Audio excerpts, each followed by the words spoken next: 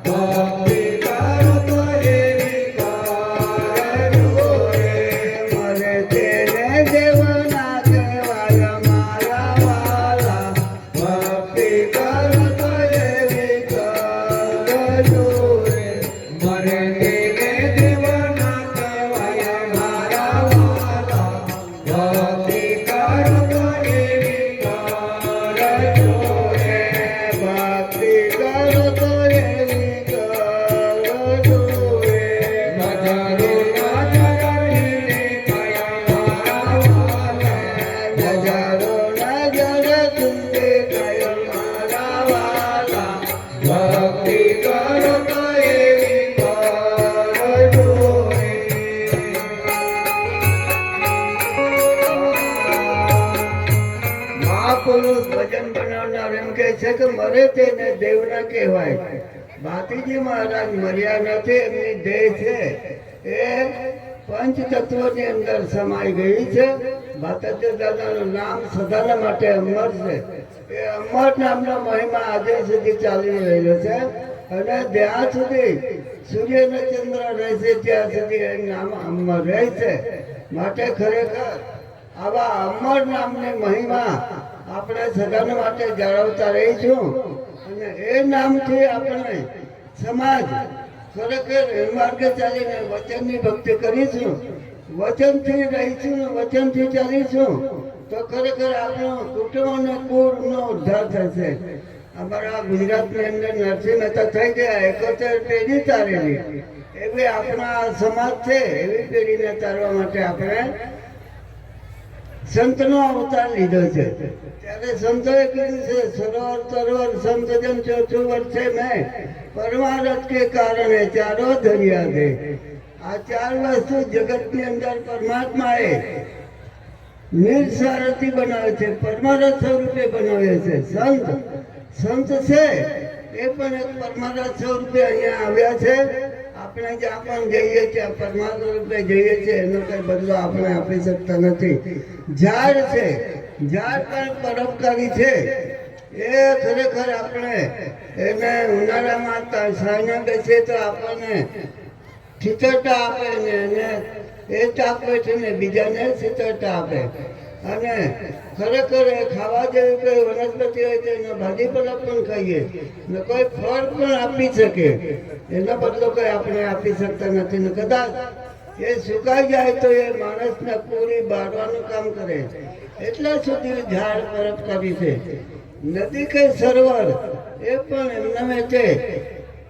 પાણી જે સંગ્રહ કરે છે એ બીજાના માટે પશુ પંખી પ્રાણી કોઈ પણ લઈ એનો બદલો કોઈ આપી શકતો નથી. એટલે સંતોએ નિર્માણ કર્યું છે.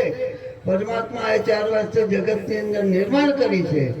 સરોવર એટલે તળાવ કે નદી કે કૂવો, અને તરોવર એટલે ઝાડ. ચોથું વર્ષે મેં એટલે આકાશમાંથી વરસાદ પડે એનો પણ આપણે કંઈ ટેક્સ ભરતા નથી ને બદલો આપતા નથી. એવી જ રીતે સંત પણ અહીંયા આવ્યા છે, પરમાર્થ રૂપે આવ્યા છે. ખરેખર એ સંત પણ પરમાર્થ સ્વરૂપે બીજાને સમજ આપવા આવ્યા છે. માટે ખરેખર સંત પણ પરમાર્થી છે. ત્યારે કીધું છે સંતના મહિમા જગતની અંદર ખૂબ સરસ પવિત્ર અને સુંદર છે. એ ચરણમાં જાય તો સંતને ખરેખર ભમરી સ્વરૂપ બનાવી દે.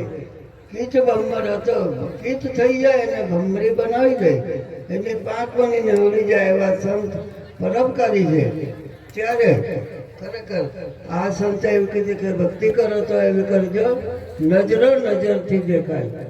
ત્યારે કહે દેવો સદા ખંડ સે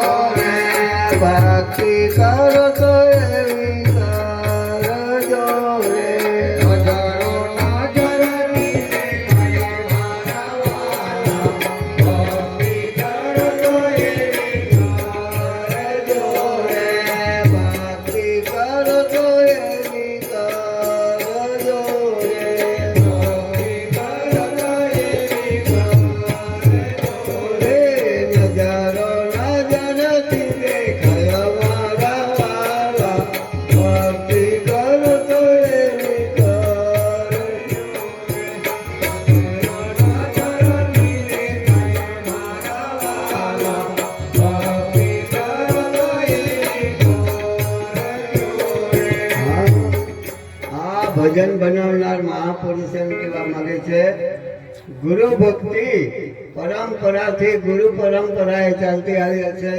ગુરુ પરંપરા કેમ ન કહેવાય? માતા પિતા એ પણ ગુરુ છે, આપણને જીવનનું જ્ઞાન આપે છે. પછી આપણને જન્મ થયા પછી દાયન, ગુજરાતી ભાષામાં દાયન કહેવાય, આ બાજુ શું કહેવાતું હશે? જે જન્મ પછી જે આપણને બંકના તોડીને દોરો બાંધે એ પણ ભગવાન છે ને એ પણ ગુરુ છે. અને નામ પાડનાર પણ ગુરુ છે. એવા ગુરુની લાઈન લાગે છે. અને 7 વર્ષ થઈ જાય એટલે સ્કૂલમાં નિશાળમાં બેસાડે ત્યાં ગુરુજી 52 અક્ષરનો ભેદ બતાવે છે. 52 અક્ષર શીખવે, અક્ષરી જ્ઞાન, એ પણ ગુરુ છે. આમ કરતા કરતા આગળ જઈએ, ભણી ગણીને પીએચડી થઈ ગઈએ, છતાં જ્ઞાન વિજ્ઞાન પ્રાપ્ત કર્યું, પણ હું અને આત્મા કોણ છે, પરમાત્મા કોણ છે એવી ઓળખ કરાવે એ સદગુરુ છે. એ સદગુરુના ચરણમાં જઈને આપણું મન અને આત્મા કોણ છે, જીવ કોણ છે, આવી ભેદ આપણને કોઈએ બતાવી નથી. એ જાણવા માટે સદગુરુની જરૂર પડે છે. સદગુરુ ऐसा कि संतों प्रमाण से सदगुरु ऐसा कीजिए जैसा सुख सिवाय सार सार को गा रहे छोटा देवड़ा. ત્યારે સંત મહાપુરુષ એમ કહે છે કે માતા પિતાને પણ તમારે સેવા કરવાની છે, એમને પણ સેવા કરીને એમની પાસેનું પણ જ્ઞાન લેવાનું છે, દાયણ પાસે પણ લેવાનું છે, અક્ષરી જ્ઞાન ગુરુ પાસે પણ લેવાનું છે. નિશાળમાં જઈને ગુરુજી ક ખ ઘ ઘ ચ છ જ જ ટ ઠ એવો બધો ભણાવે. એ 52 અક્ષરનો એ ભેદ પણ આપણે સમજવાનો છે. એ 52 અક્ષરી ભેદ સમજીને આગળ વધવાનું છે. માટે ખરેખર આ ગુરુ પરંપરાએ દરેક ગુરુ પાસેથી આપણે આત્મતત્વ જ્ઞાનને પ્રાપ્ત કરવાનું છે. આપણા શરીરની અંદર આત્મા છે, જીવ છે, મન છે, એવા વસ્તુને આધ્યાત્મિક ગુપ્ત છે એ વસ્તુને સમજવા માટે ગુરુની જરૂર પડશે. ત્યારે જ સંતોએ કીધું છે, ગુરુ બ્રહ્મા ગુરુ વિષ્ણુ ગુરુદેવ મહેશ્વર ગુરુ સાક્ષાત પરબ્રહ્મ શ્રી સદગુરુવે નમઃ. ગુરુ જ બ્રહ્મા છે, ગુરુ જ વિષ્ણુ છે, ગુરુ જ શંકર છે. એવી રીતે ગુરુ ત્રણેયનું કામ કરે છે. સર્જન પણ કરે અને વિસર્જન પણ કરે, પાલન પણ કરે. એવા સદગુરુ ખરેખર મુક્ત કંઠે સમાજને તારવાનું કરી છે. તારવાની ગતિ ગુરુ પાસે છે. આ જીવને તારણ ગતિ કરીને એને મોક્ષ અને મુક્તિ પ્રાપ્ત કરાવવાનું છે. એવી રીતે આપણો સમાજ જાગૃત થયું છે. આપણા સમાજને માટે ખરેખર અમે આ વિસ્તારની અંદર કે જે તે વિસ્તારના અંદર જઈએ તો સમાજ માટે અમે ખૂબ જ ઋણી બનીને આ સેવા બજાવીએ છીએ, ઉજાગર વેચીએ છીએ. અને કંઈક આટલા સમાજ ભેગું થાય એ જો ખરેખર આવા આદરણીય સંતનો શબ્દ જો ઝીલતા હોય તો અમને બહુ રાતને રાત પસાર કરીએ તો એ અમને ખરેખર આનંદ સિવાય બીજું કંઈ આવે નહીં. માટે કદાચ આપણો સમાજ આટલું બધું ભેગું થયું એ જોઈ જાણીને આવા સાતપુરા આટલા ઊંડાણ વિસ્તારની અંદર આટલા મોટું સમુદાય ભેગું કરનાર આવા તેલા મહારાજ, ધીરજ મહારાજ, કુંવરસિંહ મહારાજ, નરસિંહ મહારાજ એવો ખરેખર આવા ભગીરથ કાર્ય કર્યો છે આ વિસ્તારની અંદર. એ જાણીને અમને ખૂબ આનંદ થાય છે. એટલું બોલીને મારા 2 શબ્દ વાક્ય પૂરા કરું છું. બોલો સદગુરુ દેવજી મહારાજની જય, દાસ મહારાજની જય. પ્રતાપ દાદા આરતી બોલશે.